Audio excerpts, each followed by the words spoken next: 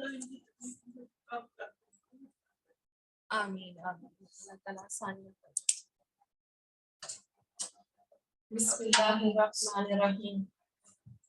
نحمده ونصلي على رسوله الكريم اما بعد فاعوذ باللہ من الشیطان الرجیم بسم اللہ الرحمن الرحیم رب اشرح لي صدری ويسر لي امری واحلل عقدۃ من لسانی يفقهوا قولی واجعل لي وزيرا من اہلی اللهم فقهنا في الدین آمین یا رب العالمین۔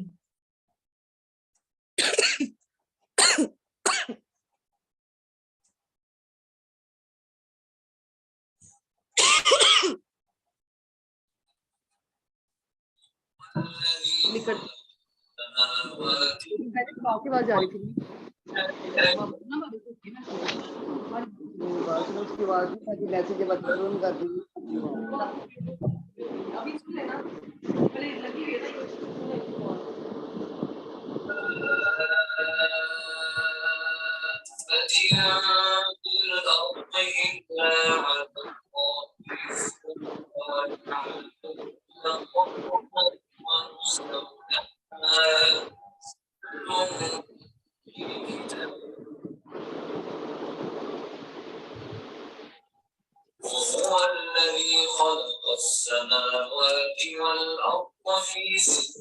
أيام وكان عرشه على الماء ليبلوكم أيكم أحسن عملا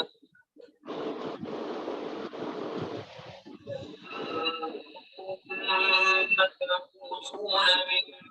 بعد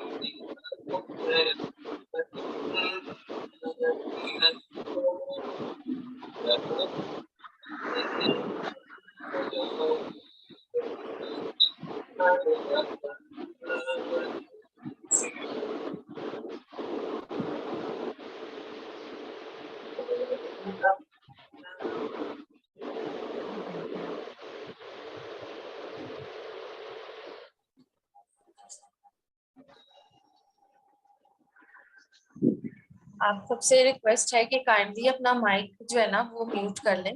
اللہ تعالیٰ آپ کے لیے آسانیاں فرمائے، آمین۔ اور زمین میں چلنے والا کوئی جاندار ایسا نہیں ہے جس کا یہ پارہ نمبر 12 شروع ہو رہا ہے، ٹھیک ہے۔ زمین میں چلنے والا کوئی جاندار ایسا نہیں ہے جس کا رزق اللہ کے ذمہ نہ ہو اور جس کے متعلق وہ جانتا نہ ہو کہ وہ کہاں رہتا ہے اور کہاں سونپا جاتا ہے، یعنی مستقرہ جو ہے وہ ماں کا رحم اور وہ مستودعہ جو ہے وہ یعنی جب مرنے کے بعد جو قبر ہے وہ سونپے جانے کی جگہ ہے، اور جس کے متعلق وہ جانتا نہ ہو کہ وہ کہاں رہتا ہے اور کہاں سونپا جاتا ہے، سب کچھ ایک صاف دفتر میں درج ہے، یعنی لوح محفوظ میں سب کچھ لکھا ہوا ہے۔ اور اسی طرح کل بھی ہم نے حدیث پڑھی تھی کہ ابن آدم سے 4 چیزوں کے متعلق جو ہے نا وہ پوچھا نہ جائے گا، سوال جو ہے معاملے سے فارغ ہو چکا ہے کہ اس کو پیدا کس نے کیا، اس کی تخلیق اور اس کا اخلاق اور اس کے رزق اور اس کی موت، یعنی اس کو کب موت آئے گی، اور اسی طرح جو رزق سے بھاگتا رہے گا تو اس کو بھی رزق اسی طرح پہنچتا رہے گا جیسے موت انسان کا پیچھا کرتی ہے۔ اور اس کے بارے میں ایک یہ بھی تھوڑا سا میں آپ کو بتاتی چلوں کہ یہ بات مجھے سمجھ نہیں آتی تھی کہ جو رزق ہے وہ اللہ تعالیٰ نے دیا ہے تو اس کا کیا مطلب ہے۔ ایک بندہ جو ہے وہ کچھ بہت محنت کر رہا ہے اور ایک بندہ نہیں محنت کر رہا، دیکھیے جو مزدور طبقہ ہے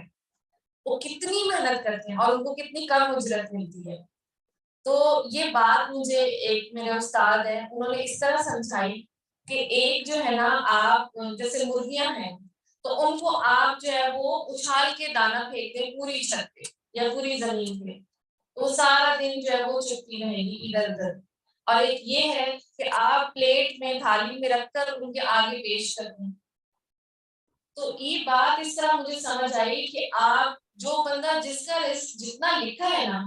اس کو ملے گا اتنا، بس فرق یہ ہے کہ اس کو محنت کم کرنی پڑے گی، اس کو جدوجہد کرنی کم پڑے گی۔ تو اللہ تعالیٰ سے دعا کریں کہ اللہ تعالیٰ آپ کو حلال رزق اور آسانی کے ساتھ عطا فرما دے۔ اور وہی ہے جس نے آسمانوں اور زمینوں کو 6 دنوں میں پیدا کیا، جبکہ اس سے پہلے اس کا عرش پانی پر تھا تاکہ تم کو آزما کر دیکھے۔ اور اسی طرح آسمان کے اوپر جو ہے وہ پانی ہے، پانی کے اوپر وہ اللہ کا عرش ہے، اور اس کے اوپر جو ہے نا وہ اللہ خود ہے، اور اسی طرح عرش کے اوپر وہ اللہ کی کرسی ہے، وہ جو اس کا فٹ اسٹول ہے۔ اور اسی طرح کہا جاتا ہے کہ جو پانی ہے، پانی کے اوپر عرش ہے، اور یہ جو جنت الفردوس ہے یہ اللہ کے عرش کے بالکل نیچے ہے۔ تو اسی لیے اللہ کے عرش کے نیچے یہ جو جنت الفردوس ہے اس کا سوال کرنا چاہیے، اور یہیں سے جنت کی ساری نہریں پھوٹتی ہیں، یعنی یہاں سے نکلتی ہیں، ٹھیک ہے۔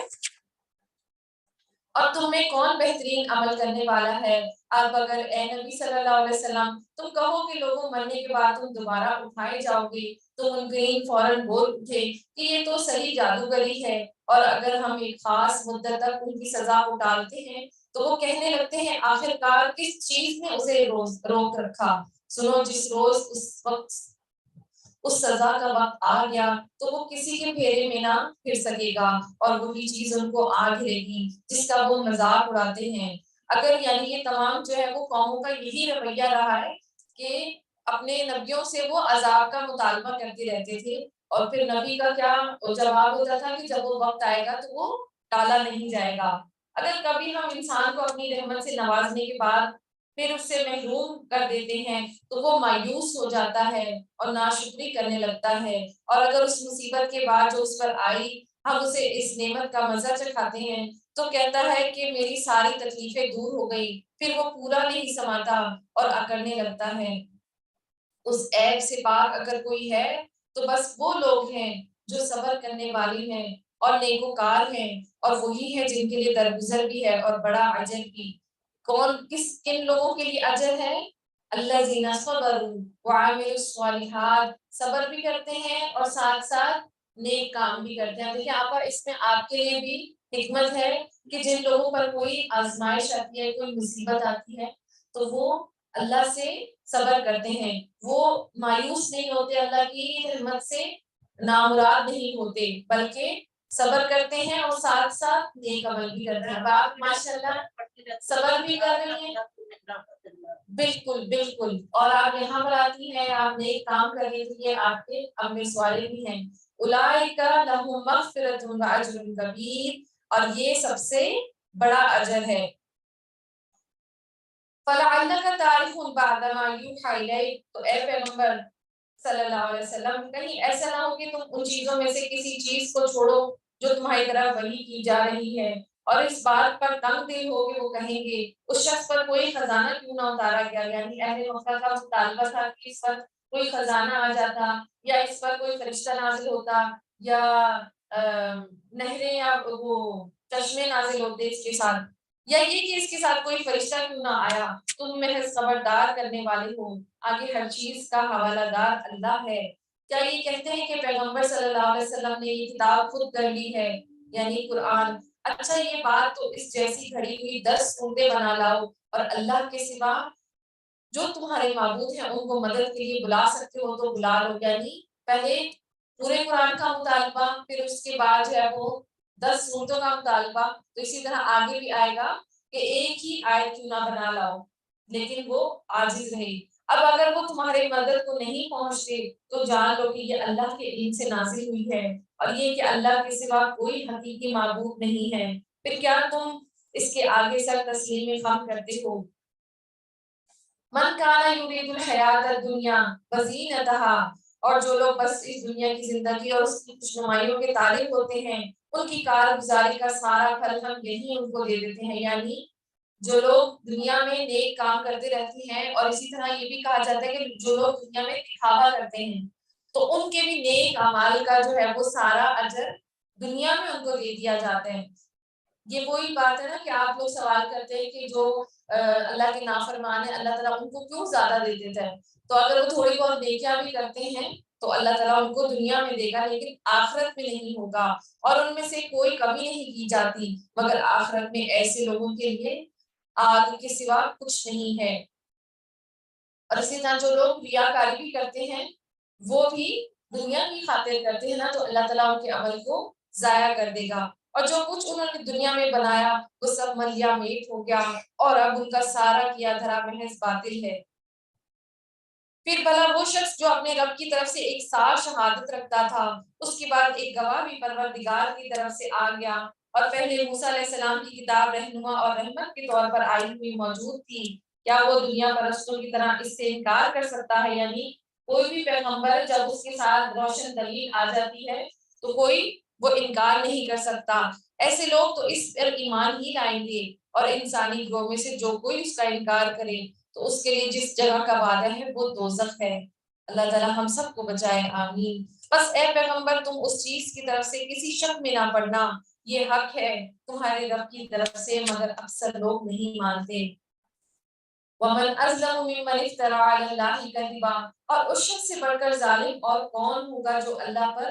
جھوٹ گڑے، یعنی اللہ کے ساتھ کسی اور کو شریک ٹھہرائے۔ ایسے لوگ جو اپنے رب کے حضور پیش ہوں گے اور گواہ شہادت دیں گے کہ یہ وہ ہے جو لوگ جنہوں نے اپنے رب پر جھوٹ گھڑا تھا، سنو خدا کی لعنت ہے ظالموں پر، ان ظالموں پر جو خدا کے راستے سے لوگوں کو روکتے ہیں۔ یعنی کہ اللہ کی لعنت کیوں ہے؟ کیونکہ وہ اللہ کے راستے سے خود بھی رکتے ہیں اور دوسروں کو بھی روکتے ہیں، اور اس راستے کو ٹیڑھا کرنا چاہتے ہیں اور آخرت کا انکار کرتے ہیں۔ وہ زمین اللہ کو بے بس کرنے والے نہ تھے، یعنی اللہ کو عاجز کرنے والے نہیں تھے، اور نہ اللہ کے مقابلے میں ان کا کوئی حامی تھا۔ اب انہیں دوہرا عذاب دیا جائے گا، یعنی کیوں دوہرا؟ کیوں؟ خود بھی جو ہے نہیں عمل کیا اور دوسروں کو بھی اللہ کی راہ سے روکا، اور وہ نہ کسی کی سن ہی سکتے تھے اور نہ ہی خود انہیں کچھ سوچتا تھا۔ یہ وہ لوگ ہیں جنہوں نے اپنے آپ کو خود گھاٹے میں ڈالا اور وہ سب کچھ ان سے کھو گیا جو انہوں نے گھڑ رکھا تھا۔ ناگزیر یہ ہے کہ وہی آخرت میں سب سے بڑھ کر گھاٹے میں رہے وہ لوگ جو ایمان لائے اور جنہوں نے نیک عمل کیا اور اپنے رب ہی کے ہو کر رہے، تو وہ یقیناً جنتی لوگ ہیں اور جنت میں ہمیشہ رہیں گے۔ اور آپ دیکھیں بار بار جہاں بھی نافرمانی کا ذکر آتا ہے تو اس کے ساتھ ہی جہنم کا عذاب کی بات آتی ہے، اور پھر ساتھ ہی جو لوگ نیک لوگ ہیں جو عمل کرتے ہیں تو پھر جنت کی بھی بشارت دے دی جاتی ہے۔ تو اللہ تعالیٰ ہمیں جنت میں شامل کرے، آمین، اور جنت میں جو لوگ جائیں گے ان میں سے شامل کر دے۔ ان دونوں فریقوں کی مثال ایسی ہے جیسے ایک آدمی تو اندھا بہرا اور دوسرا دیکھنے اور سننے والا ہو، کیا یہ دونوں یکساں ہو سکتے ہیں؟ یعنی جو دیکھتا اور سنتا ہے وہ ایمان لانے والا ہے، اور جو بہرا اور گونگا ہے وہ نافرمانی کرنے والا ہے، تو دونوں ایک جیسے نہیں ہو سکتے۔ کیا تم اس مثال سے سبق نہیں لیتے؟ اور ہم نے نوح علیہ السلام کو اس کی قوم کی طرف بھیجا تھا، وَلَقَدْ أَرْسَلْنَا نُوحًا إِلَىٰ قَوْمِهِ إِنِّي لَكُمْ نَذِيرٌ مُّبِينٌ، اور میں نے تم لوگوں کو صاف صاف خبردار کرتا ہوں کہ اللہ کے سوا کسی کی بندگی نہ کرو، ورنہ مجھے اندیشہ ہے کہ تم پر ایک روز دردناک عذاب آ جائے گا۔ اور تمام انبیاء کی جو دعوت کا پیغام جو تھا کہ اللہ کے سوا کسی اور کو شریک نہ ٹھہراؤ، یعنی یہ ان کا مین توحید کا مقصد تھا، جو دعویٰ تھا۔ جواب میں اس کی قوم کے سرداروں نے جنہوں نے اس کی بات ماننے سے انکار کیا، بولے ہماری نظر میں تو اس کے سوا کچھ نہیں، بس ایک انسان ہو ہم جیسے۔ یعنی یہ مطالبہ مکہ والے بھی کرتے تھے کہ آپ تو صرف ایک انسان ہی ہیں جو ہم پر دعوت لے کر آئے ہیں، اور ہم دیکھ رہے ہیں ہماری قوم میں سے بس ان لوگوں نے جو ہمارے اراذل تھے بے سوچے سمجھے تمہاری پیروی اختیار کر لی، یعنی جو کمزور طبقہ تھا ان لوگوں نے اپنے نبی کی بات مانی۔ تو یہ جو سردار لوگ تھے، ابھی آپ دیکھیں نا کہ وہ جو مکہ والے جو اتنے بڑے بڑے سردار تھے جنگ بدر میں جو مارے گئے، تو وہ سب سے جو ہے نا وہ مخالف تھے، اور وہ اپنے ان کے دھاک جو ہے نا وہ بیٹھی ہوئی تھی، تو انہوں نے ہی سب سے زیادہ انکار کیا۔ اور جب نبی صلی اللہ علیہ وسلم نے دعا مانگی تھی نا جنگ بدر میں کہ اللہ تعالیٰ اگر یہ لوگ یہاں پہ رہے تو تیرا دین غالب نہیں آئے گا، تو یہ ختم ہو گئے تو تیرے نام لینے والا رہے گا، تو وہاں پہ پھر 24 ان کے بڑے بڑے سردار جو ہے نا وہ مارے گئے تھے، اور یعنی 70 تو جو اس میں مارے گئے اور 70 قید ہوئے تھے۔ تو جو نبی کے ماننے والے ہوتے ہیں وہ کمزور طبقہ ہوتا ہے، تو امیر طبقہ یا سردار طبقہ اس وجہ سے بھی وہ نہیں ان کے ساتھ ملتا کہ یہاں پہ غریب اور امیر سب ایک جیسے ہو گئے ہیں۔ اور ہم کوئی چیز ایسی نہیں پاتے جس میں تم لوگ ہم سے کچھ بڑے ہوئے ہو، مگر بلکہ ہم تو تمہیں جھوٹا سمجھتے ہیں۔ اس نے کہا اے میری قوم، ذرا سوچو تو صحیح، اگر میں اپنے رب کی طرف سے ایک کھلی شہادت پر قائم تھا، پھر اس نے مجھ کو اپنی خاص رحمت سے بھی نوازا، یعنی اللہ کی وحدانیت کی گواہی دی اور رحمت سے نوازا یعنی نبوت عطا کی، مگر وہ تم کو نظر نہ آئی۔ آخر پاس کیا ذریعہ ہے کہ تم ماننا نہیں چاہتے، اور ہم زبردستی میں اس کو تمہارے ساتھ چپکا نہیں سکتے۔ اے میری قوم، میں اس کام پر تم سے کوئی مال نہیں لیتا، میرا اجر تو اللہ کے ذمہ ہے۔ یعنی زیادہ جو نبی کے جو پیغامات ہیں اس میں یہ بھی صاف مینشن ہوتا ہے کہ اللہ کے نبی جو ہے وہ کوئی بھی اجرت نہیں لیتے اللہ کے دین کی۔ اور میں ان لوگوں کو دھکے دینے سے بھی نہ رہا جنہوں نے میری بات مانی۔ اور آپ دیکھیں جو مکہ کے سردار تھے، تو جب غریب لوگ آتے تھے نا تو وہ ناک منہ چڑھاتے تھے کہ یہ ہمارے ساتھ کیوں بیٹھے، یہ آپ کی مجلس میں کیوں ہے۔ اسی طرح جب وہ آئے تھے نا نبی صلی اللہ علیہ وسلم کے پاس، عبداللہ ابن مکتوم، وہ نابینا تھے، تو اس وقت مکے کے بڑے بڑے سردار کو نبی صلی اللہ علیہ وسلم دعوت دے رہے تھے اللہ کے دین کی۔ تو اس وقت ان کو بھی تھوڑا سا ہو رہا تھا کہ پہلے میں ان کو جو ہے نا وہ دعوت دے دوں، کہیں یہ نہ چلے جائیں، اگر یہ دعوت قبول کر لیں گے تو مکہ میں سب لوگ قبول کرنے میں آسانی ہوگی۔ تو اللہ کے نبی صلی اللہ علیہ وسلم نے ان کو صرف جواب نہیں دیا تھا، کہ وہ کچھ سوال کر رہے تھے، تو اللہ تعالیٰ نے ان کی سرنجش فرمائی تھی کہ انہوں نے منہ موڑا اور اس کو مطلب بولی کہ عبس و تولى میں۔ تو اسی طرح جو امیر اور غریب ہیں ان میں یہ بھی بڑا وہ رہا کہ ہم جو ہے نا غریبوں کی وجہ سے بھی ہم مانیں گے۔ اور جو حضرت نوح علیہ السلام ہے اور یہ حضرت ہود علیہ السلام ہے، یہ کیا کہتے ہیں، نبی کیا کہتا ہے کہ اگر تم لوگ کہنا نہیں مان رہے تو اس کا یہ مطلب نہیں ہے کہ جو میرے غریب لوگ میرے ساتھ ہیں میں ان کو نکال دوں یا ان کو کچھ برا بھلا کہہ دوں، تو میں ان کو منع کرنے والا نہیں ہوں، اور وہ آپ اپنے رب کے حضور جانے والے ہیں، مگر میں دیکھتا ہوں کہ تم لوگ جہالت برت رہے ہو۔ اے میری قوم، میں ان لوگوں کو دھتکار دوں تو خدا کی پکڑ سے مجھے بچانے والا کون ہے، یعنی اگر میں غریبوں کو الگ کر دوں تو مجھے کوئی نہیں بچا سکتا۔ تم لوگوں کی سمجھ میں کیا اتنی بات نہیں آتی، اور میں تم سے نہیں کہتا میرے پاس اللہ کے خزانے ہیں، اور نہ یہ کہتا ہوں کہ میں غیب کا علم رکھتا ہوں، اور نہ میرا یہ دعویٰ ہے کہ میں کوئی فرشتہ ہوں، اور یہ بھی نہیں کہہ سکتا کہ جن لوگوں کو تمہاری آنکھیں حقارت سے دیکھتی ہیں انہیں اللہ نے کوئی بھلائی نہیں دی، ان کا نفس کا حال تو اللہ ہی بہتر جانتا ہے، اگر میں ایسا کہوں گا تو ظالم ہو جاؤں گا۔ اور آخرکار ان لوگوں نے اے نوح علیہ السلام سے کہا اے نوح، تم نے ہم سے جھگڑا کیا اور بہت کر لیا، یعنی اب اتنے سال جو ہے تم نے ہم سے جو ہے وہ تبلیغ کر لی، دعوت دے دی، اب تو بس وہ عذاب لیا جس کی تو ہمیں دھمکی دیتے ہوئے دیتا ہے، اگر تو سچا، یعنی اتنے سال ہو گئے ابھی تک تو کچھ آیا نہیں، تو جس کا باقی اگر تو اللہ کا رسول ہے، سچا ہے، تو جس چیز کی تو ہمیں دھمکی دیتا ہے وہ لے آ۔ نوح علیہ السلام نے جواب دیا وہ تو اللہ ہی ہے، اللہ لائے گا اگر چاہے گا، تم اپنا بلبوتا نہیں رکھتے کہ اسے روک سکو۔ اب اگر میں تمہاری کچھ خیر خواہی کرنا بھی چاہوں تو میری خیر خواہی تمہیں کوئی فائدہ نہیں دے سکتی، جبکہ اللہ ہی نے تمہیں بھٹکانے کا ارادہ کر لیا ہو۔ یعنی کہ اللہ تعالیٰ گمراہ نہیں کرتا بلکہ لوگ اپنے آپ پر خود ظلم کرتے ہیں، اور اسی طرح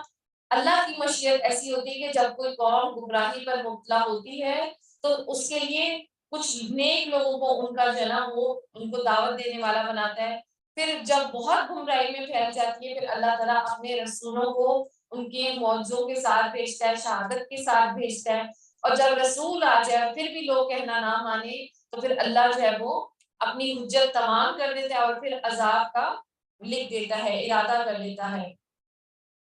اور وہی تمہارا رب ہے اور اسی کی طرف تمہیں پلٹنا ہے۔ ان کان اللہ یرید ان یغویکم هو ربکم والیہ ترجعون، اور اللہ ہی کی طرف تم سب کو پلٹنا ہے۔ اے نبی صلی اللہ علیہ وسلم، کیا یہ لوگ کہتے ہیں کہ اس شخص نے یہ سب کچھ خود گھڑ لیا ہے؟ ان سے کہو اگر میں نے یہ خود گھڑا تو مجھ پر اپنے جرم کی ذمہ داری ہے، اور جو جرم تم کر رہے ہو اس کی ذمہ داری سے میں بری ہوں، یعنی جو میں کر رہا ہوں اس کی تم سے کوئی پوچھنی کی جائے گی، اور جو تم کر رہے ہو اس کی میری کوئی ذمہ داری نہیں ہے۔ نوح علیہ السلام پر وحی کی گئی تمہاری قوم میں سے جو لوگ ایمان لا چکے بس وہ لا چکے، اب کوئی ماننے والا نہیں ہے۔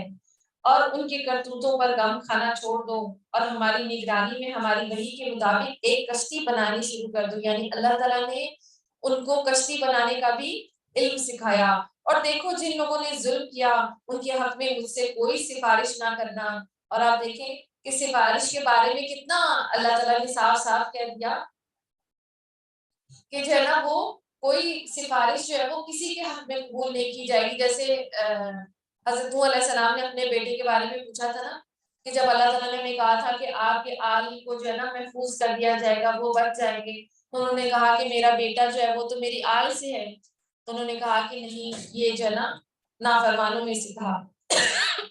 اور اسی طرح انبیاء کی سفارش ان کے اپنے بیٹے کے حق میں قبول نہیں ہوئی. تو آپ کو سوچ لیں تو ہم کس گمان میں جی رہے ہیں. اور دیکھو جن لوگوں نے ظلم کیا ان کے حق میں مجھے کوئی سفارش نہ کرنا, یہ سارے کے سارے اب ڈوبنے والے ہیں. اور اسی طرح حدیث میں آتا ہے کہ مومن لوگوں میں جو مل جل کر رہتا ہے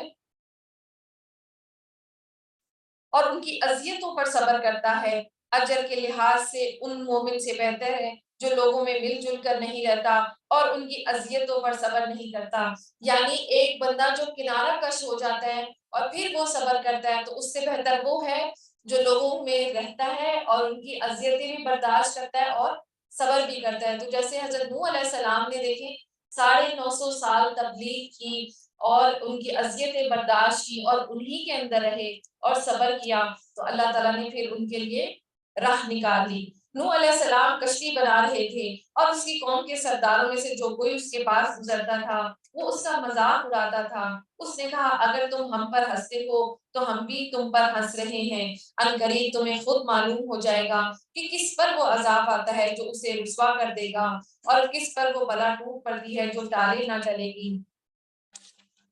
یہاں تک کہ جب ہمارا حکم آ گیا تو وہ تنور بل پڑا. یعنی کہا جاتا ہے کہ یہ جو تنور ہے وہ جگہ کا نام بھی ہے اور اس طرح زمین جو ہے وہ ابل پڑی تھی. اور ہم نے اور اسی طرح تمام زمین نے اپنا پانی نکالنا شروع کر دیا اور آسمان بھی برس پڑا. تو ہم نے کہا ہر قسم کے جانوروں کا ایک جوڑا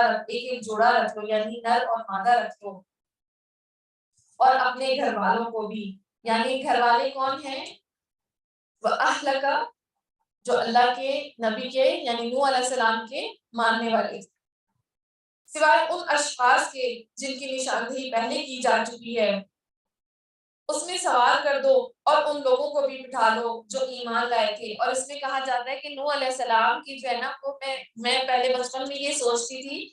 کہ سب لوگ جو ہے نا وہ ایک جگہ اکٹھے ہو گئے, یعنی جانور بھی اور وہ نیک لوگ بھی, حضرت نوح علیہ السلام بھی. لیکن اب تحقیق کی گئی ہے تو اس جو ہے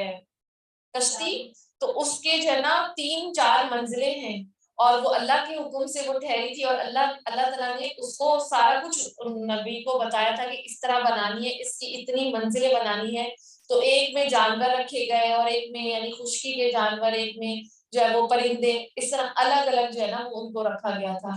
کیونکہ آپ کو پتہ ہے یہ جو بڑے بڑے جو جانور ہوتے ہیں یہ سمندر کا سفر نہیں کر سکتے,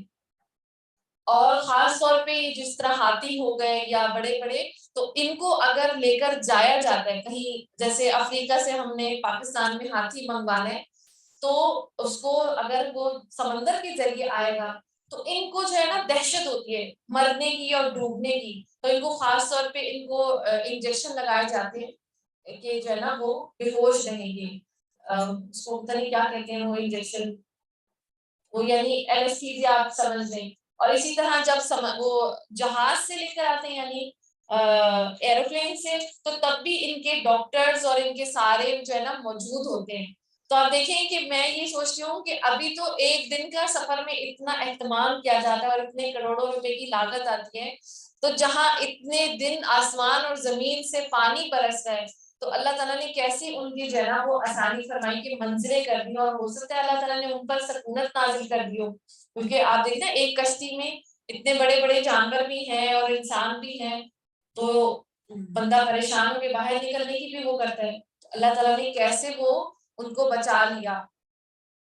اور اس میں سوار کرا دو اور ان لوگوں کو بٹھا لو جو ایمان لائے. اور تھوڑے ہی لوگ تھے اور جو نوح علیہ السلام کے ساتھ ایمان لائے. اور اسی طرح کہا جاتا ہے کہ جو نوح علیہ السلام کی جو کشتی تھی وہ جودی پہاڑ پر جا کر ٹھہری تھی. یہ ترکی کے آگے پیچھے کوئی ہے، میں نے دیکھا تھا اس میں، تو وہ جو پہاڑ ہے نا، صرف اس پہاڑ پر جو ہے نا وہ برف ہے.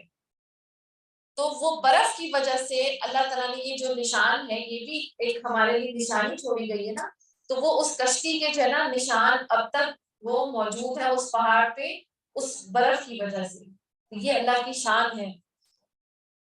اور تھوڑے ہی لوگ تھے جو نوح علیہ السلام کے ساتھ ایمان لائے، یعنی تقریباً کہا جاتا ہے کہ 80 لوگ تھے جو نوح علیہ السلام کے ساتھ ایمان لائے 950 سال کی کڑی محنت سے.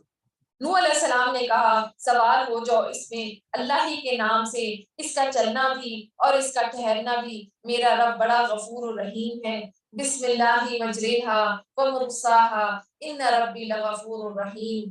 اور اسی طرح حدیث میں آتا ہے کہ بسم اللہ پڑھ کر، اس کا مفہوم یہ ہے کہ بسم اللہ پڑھ کر سوار ہوا کریں، گھر میں داخل ہوتے ہوئے بسم اللہ پڑھا کریں، کیونکہ اللہ کا نام بابرکت ہے. اور اسی طرح گھر کا دروازہ کھولتے ہوئے اور گھر کا دروازہ بند کرتے ہوئے، کیونکہ جو ہم بسم اللہ پڑھ کر نہیں بند کریں گے تو شیطان داخل ہو جاتا ہے. اور چراغ بند کریں تو بسم اللہ کہیں، بسم اللہ کہہ کر اپنے برتن ڈھانپ دیں، یعنی رات کو برتن کھلے نہیں رہنے چاہیے، کیونکہ سال کی ایک رات وبا اترتی ہے، آسمان سے بیماری اترتی ہے، جو کھلے برتن ہوتے ہیں اس میں گھس جاتی ہے اور وہاں سے پھر بندوں کو لگ جاتی ہے. تو اس لیے ہمیں ہر کام کرتے ہوئے بسم اللہ کہنی چاہیے. اور جس کام میں خاص طور پر برکت چاہیے اس میں بسم اللہ بار بار پڑھنی چاہیے. اور صرف بسم اللہ جو ہے حدیث کا مفہوم ہے بسم اللہ، ٹھیک ہے، بسم اللہ الرحمن الرحیم پورا نہیں پڑھنا، صرف بسم اللہ، ٹھیک ہے. اور اسی طرح سواری میں جب آپ سوار ہوں تو کچھ لوگ کہتے ہیں سبحان الذی سخر لنا ھذا وما کنا. تو جب آپ نے داخل ہونا ہے، سواری کے اوپر چڑھنا ہے یا سفر پر جانا ہے، تو جس پہ آپ نے سوار ہونا ہے اس پہ چڑھتے ہوئے آپ نے بسم اللہ پڑھنا ہے، ٹھیک ہے. پھر جب آپ بیٹھ جائیں تو آپ نے الحمدللہ پڑھنا ہے. اور اس کے بعد جب آپ کا سفر شروع ہو یا یعنی آپ بیٹھ گئے ہیں، پھر آپ نے یہ کرنا ہے سبحان الذی سخر لنا ھذا وما کنا، ٹھیک ہے.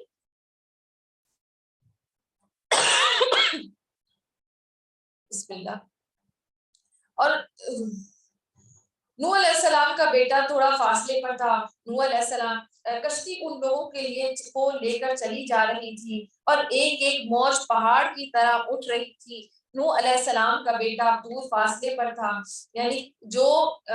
وہ موج تھی پانی کی. آپ دیکھیں جو سونامی بھی آیا تھا، شروع میں انہوں نے دیکھا کہ وہ جو لہریں تھیں وہ بہت تھوڑی تھوڑی تھی، لیکن اس کے بعد جو سمندر میں جو طوفان آتا ہے اس کو کہتے ہیں سونامی،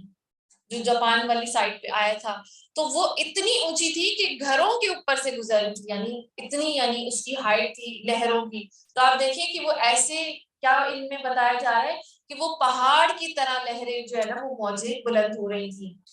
اور نوح علیہ السلام نے پکار کر کہا بیٹا ہمارے ساتھ سوار ہو جاؤ، کافروں کے ساتھ نہ رہے. اس نے پلٹ کر جواب دیا میں ابھی ایک پہاڑ پر چڑھا جاتا ہوں جو مجھے پانی سے بچا لے گا. نوح علیہ السلام نے کہا آج کوئی چیز اللہ کے حکم سے بچانے والے نہیں ہے سوائے اس کے کہ اللہ ہی کسی پر رحم فرمائے. اتنے میں ایک موج دونوں کے درمیان حائل ہو گئی اور وہ بھی ڈوبنے والوں میں شامل ہو گیا.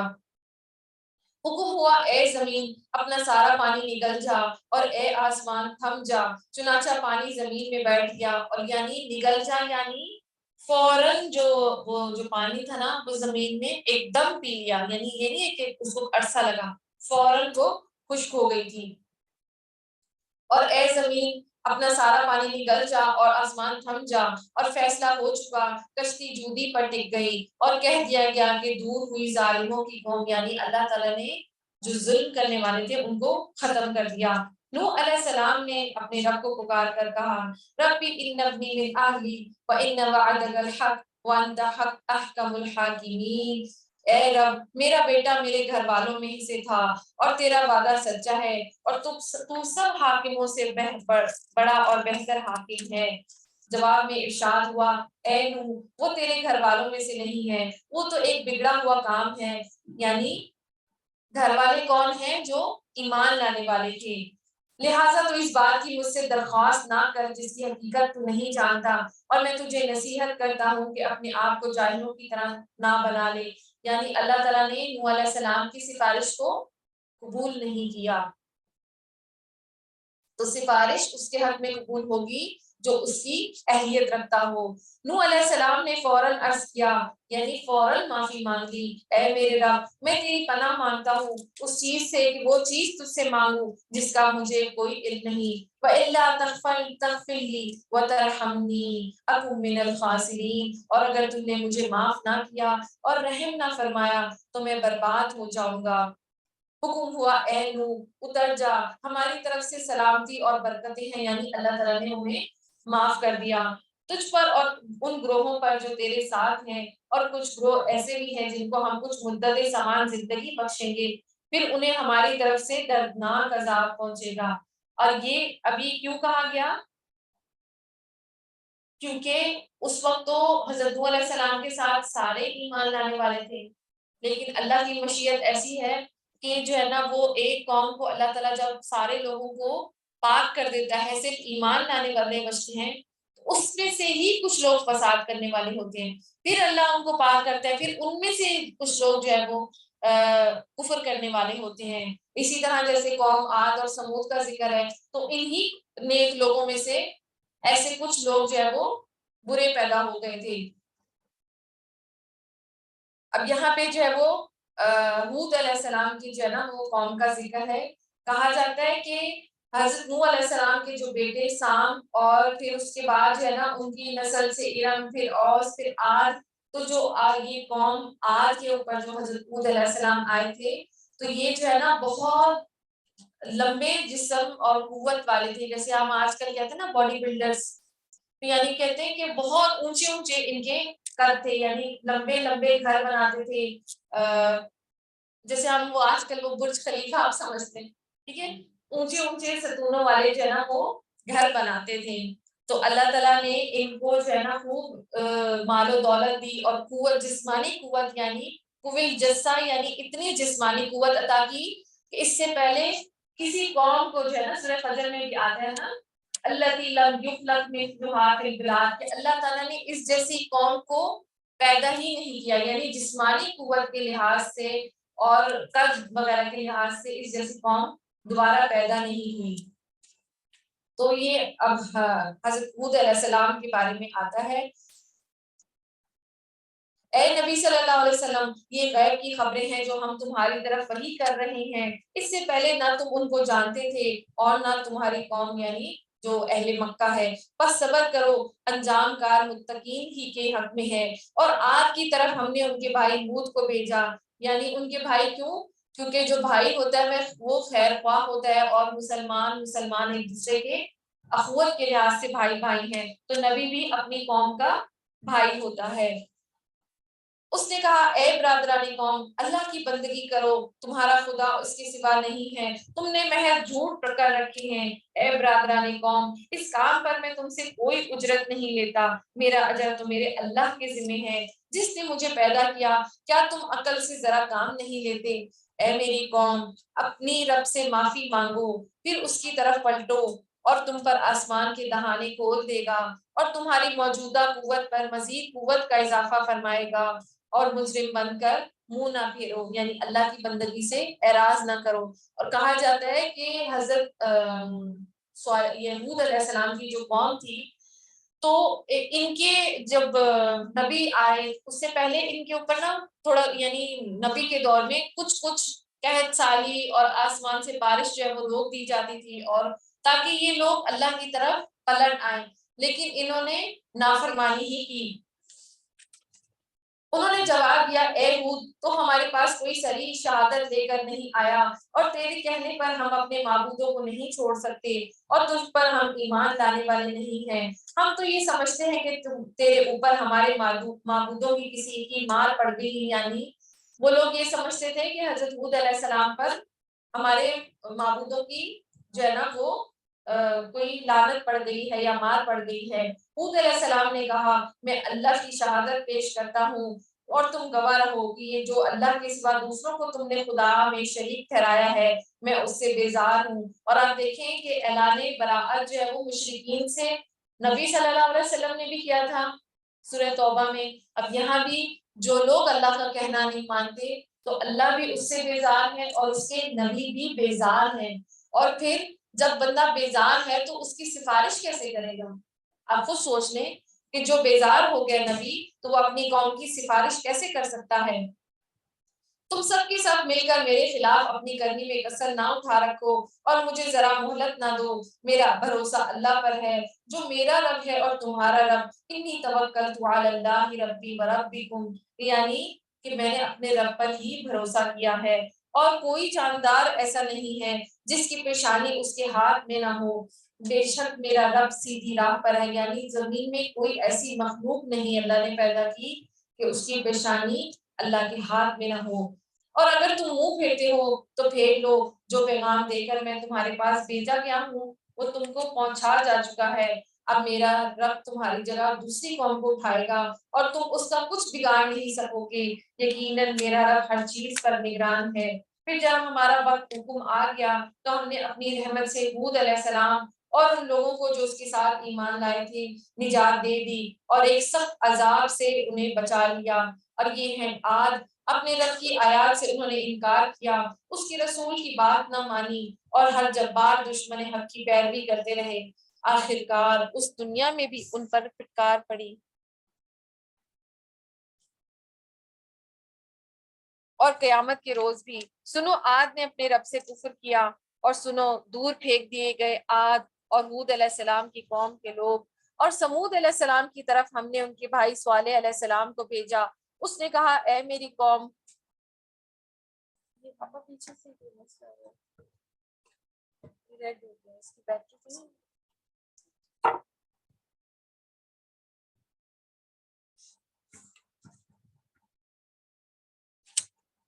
اور اللہ کی بندگی کرو، اس کے سوا تمہارا کوئی خدا نہیں ہے، وہی ہے جس نے تم کو زمین سے پیدا کیا اور یہاں تم کو بسایا، لہٰذا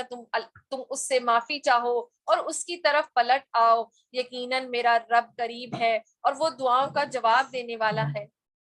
ان ربی قریب مجیب، بے شک میرا رب قریب ہے اور وہ قریب ہے اور وہ کیا کرتا ہے؟ دعاؤں کا جواب بھی دیتا ہے، یعنی اس کو قبول بھی فرماتا ہے۔ یعنی اگر تم لوگ پلٹ آؤ گے، اللہ سے توبہ کر لو گے تو تمہاری توبہ کو اللہ قبول بھی کر لے گا۔ انہوں نے کہا اے صالح، اس سے پہلے تو ہمارے درمیان ایسا شخص تھا جس سے بڑی توقعات وابستہ تھی، یعنی جب حضرت صالح علیہ السلام کہا جاتا ہے کہ وہ بہت نیک اور بڑے پارسا قسم کے انسان تھے اور بہت خوبصورت تھے، تو ان کی قوم کا یہ گمان تھا کہ یہ جو بچہ ہے تو یہ بڑا ہو کر ہماری قوم کا نام روشن کرے گا۔ تو انہوں نے کیا کہا کہ ہمیں تو تم